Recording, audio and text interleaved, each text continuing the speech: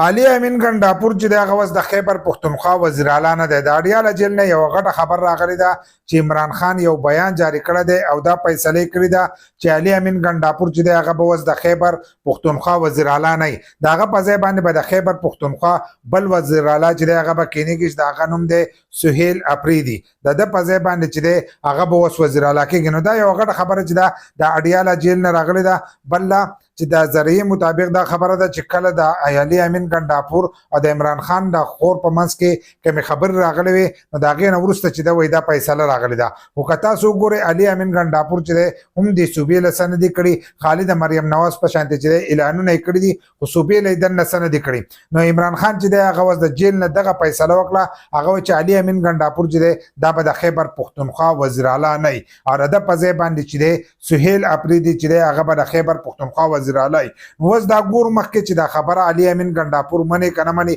کبه منس کې پکې نور بدلی راځي کنه راځي ځکه چې د بشرا بیبي کم وکیل چې دی وای دا د هغه خله خبره ده اوس پکې مخکې نور خبره مراوزي خدا خبره چې راغله ده نو دا د هغه نه راغله په کم وخت کې چې داغو کې چریدل نو داغه په منس کې چې کوم خبر راغلو نو پاګه کې هغه وتله او دغه خبره چې دا دای کړی ده چې باندې پی ټی آی چې هغه دا خبره کړی ده چې وزیر اعلی علي امین ګنداپور چې دی هغه به وس وزیر اعلی نه او د په ځای باندې چې دی سهیل اپریدي چې هغه به د خیبر پښتونخوا وزیر اعلی وس ګورو چې د دې فیصلې په اړه کې کیږي او تاسو سره خپل رائے چې هغه لازم شریک کړئ